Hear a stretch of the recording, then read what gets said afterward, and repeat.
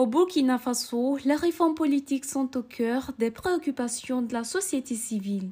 Pour influencer ces changements, le Centre pour la gouvernance démocratique CGD a réuni plusieurs organisations dans le cadre de son projet Contribution au renforcement du paysage institutionnel à travers l'adoption de réformes consolidantes soutenues par Fasovei.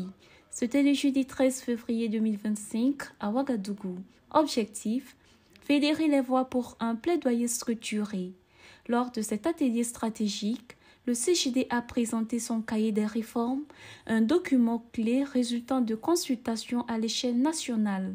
Il propose des recommandations sur la transparence électorale, la digitalisation des résultats, la gestion des partis politiques et la réforme de l'administration publique. La coalition aura pour principal rôle, comme ce que je disais, les recommandations qu'on a eu à maintenir. Ils vont utiliser ça sous forme de plaidoyer auprès des autorités vraiment de tutelle. Et également, cette coalition, à travers cette coalition, on ne partira plus en rang dispersé, mais en unisson.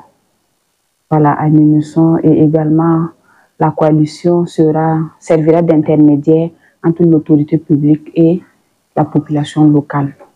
Ce projet du CGD soutenu par Fasovei ambitionne aussi de créer une synergie entre les OSC afin de parler d'une seule voix. Des acteurs majeurs comme le Burkaso, Sivda et Renlac, mais aussi des organisations externes comme le CODEL et la FJBF se sont engagés dans cette dynamique. C'est une très bonne initiative parce que ça va permettre d'influencer les réformes et d'aboutir à des réformes constructives. Parce que dans le cadre des réformes politiques, plusieurs organisations sont consultées et sont approchées pour donner leur avis. Ça permettra également à la société civile de parler d'une seule voix dans le cadre de certaines réformes politiques. Quand on voit, il y a plusieurs organisations qui interviennent dans différentes thématiques et cela permettra au CGD d'avoir une voix dans toutes les réformes qui sont posées. Malgré cette avancée, plusieurs défis restent à relever, notamment l'implication des populations dans le processus de réforme, un enjeu souligné par le Conseil national des OSC. Généralement, les pouvoirs de transition sont les mieux favorables pour mener à bien les différentes réformes.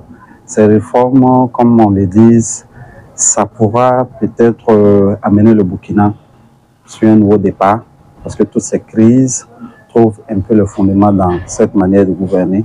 Donc, toutes les réformes initiées actuellement sont de bonnes réformes.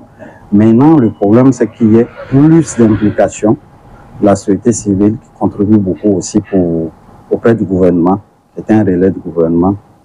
Donc, s'il y a une meilleure implication de la société civile, je pense que ces réformes-là auront mieux porté. Parce que la proposition quand même de la société civile doit être prise en compte, étant donné que la société civile est proche du citoyen, comprend mieux ce que le citoyen veut. Avec cet atelier, la société civile se dote d'un cadre de concertation structuré pour influencer les réformes politiques. L'enjeu: bâtir des institutions plus transparentes et inclusives.